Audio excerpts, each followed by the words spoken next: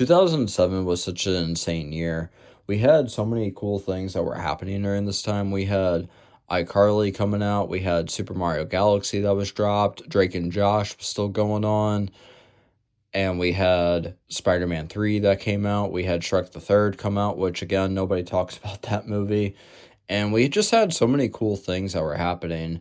And what about this movie, Ghost Rider? Now, I know a lot of people don't really like this movie entirely, but I actually really love Ghost Rider. He's actually one of my favorite Marvel characters. But this video isn't about that. It's actually about the WWE. And the world of WWE was so insane during 2007. Now, of course, we always do, remember that moment that happened in 2007, but for the most part, it was still such a banger of a year for the company. And there were just so many cool things that were happening. Like, look at this roster. It was just so stacked. We had so many iconic people on here. We had some amazing feuds, awesome storytelling. And it just felt like it was one of the best times to be a WWE fan. At least compared to nowadays, because nowadays it just does not have that same feel. But anyway, there's always one event that really stands out to me, and that was the 2007 Backlash main event.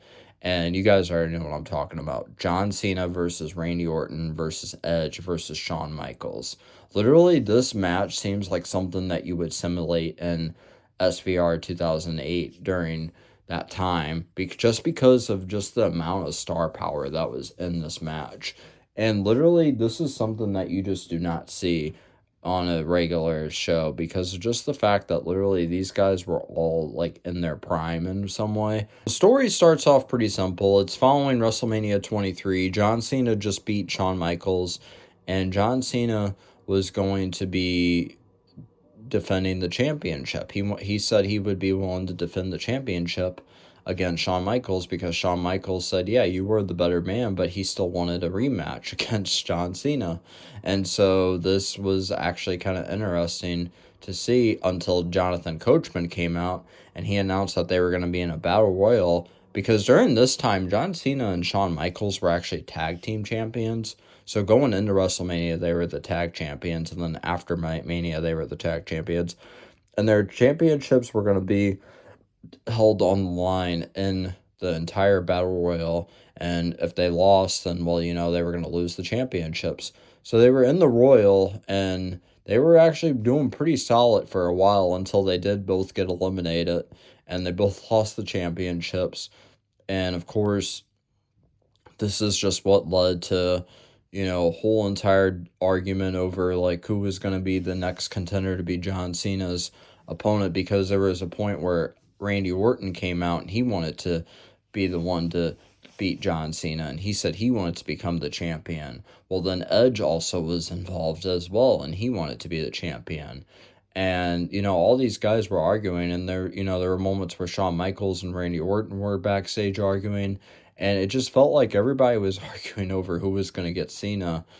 And it's actually also worth noting, too, that Edge and Randy Orton were actually part of Rated RKO. So, like, these two were actually having beef with each other because of just the fact that literally it's like they both were on a team and then they broke up and now they're both having disagreements. So, literally, it's almost like a tag team drama with who was going after who.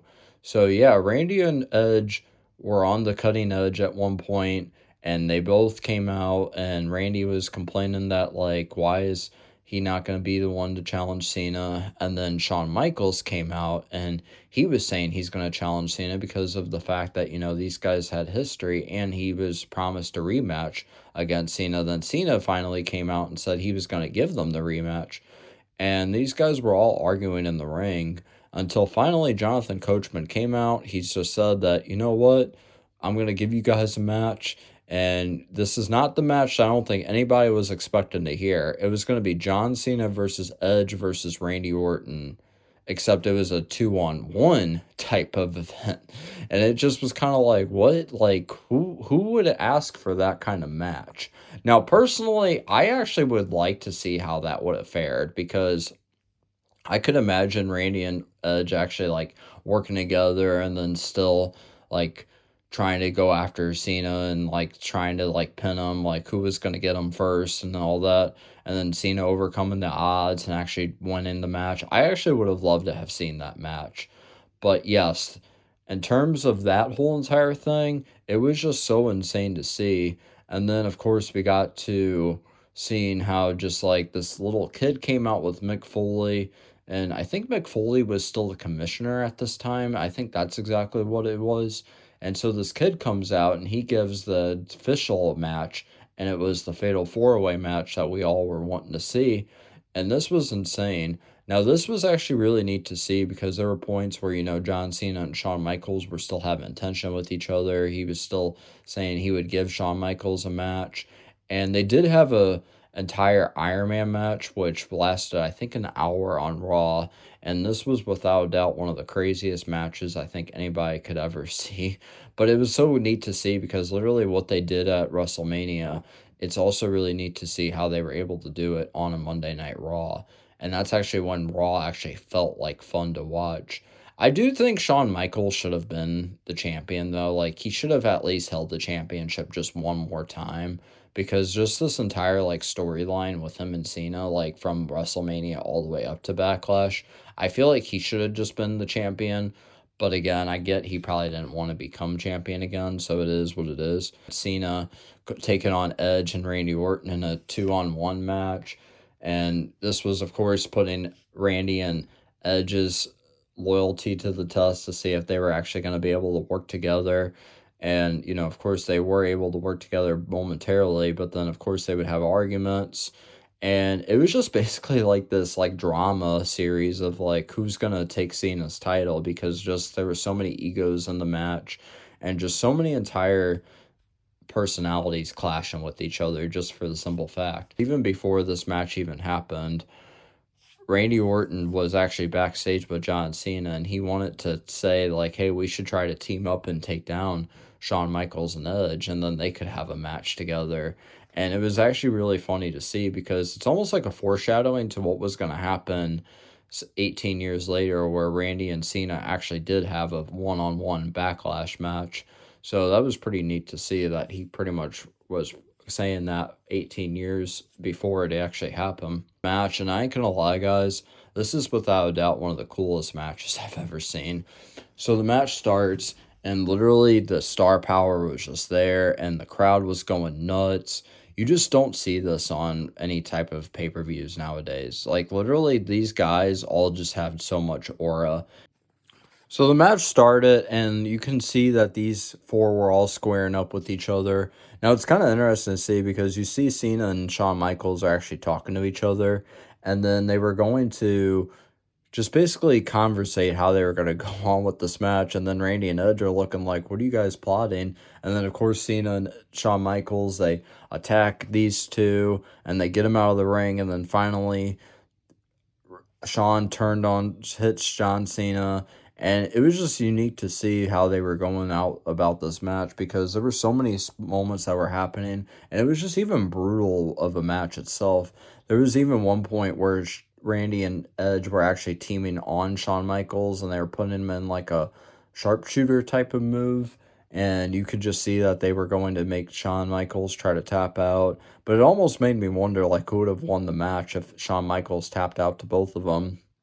And, like I said before, this all just goes back to how these guys were all former tag team partners. And so them all being in a match together, it was just kind of insane to see, like, how they were going to all fare. And honestly, these guys all had some really great chemistry in this match. Like, they all literally were able to tell a great story while delivering a really good match. I highly recommend anybody go check out this match. And there just were so many unique spots. John Cena, Randy Orton, and Edge were all outside of the ring, and then Shawn Michaels does a moonsault, and he lands on all three of them and takes them all down, which was really neat to see. I think we all come to this one spot that I think we all remember this match for. So the match is basically kind of starting to slow down a little bit. Everybody starts hitting their finishers, and Edge hits his spear on Randy. Cena hits the FU, yes, the FU, on Edge. And then Shawn Michaels hits the Sweet Chin Music on Cena, and Cena lands right on Randy, and the ref counts 1, 2, 3, and that was the end of the match. That was literally one of the most insane endings to any type of match I've ever seen, just because of the fact that it just was like, how did this happen? And of course, Shawn Michaels overselling it where he couldn't get to John Cena in time. It was so cool to see. It's really all this entire match and story was. Probably not remembered as much as most of the matches were. This match was literally one of the craziest matches we've ever seen. It's one of the best Fatal 4-Way matches ever. And honestly, I just can't think of any other match for Backlash that got better than this match. So that's really all I have to say for this video. What do you guys think of the match? And are you guys excited for Backlash for this weekend? Make sure you like, comment, and subscribe. I'd really appreciate it. And I'll just catch you guys in the next one. Peace.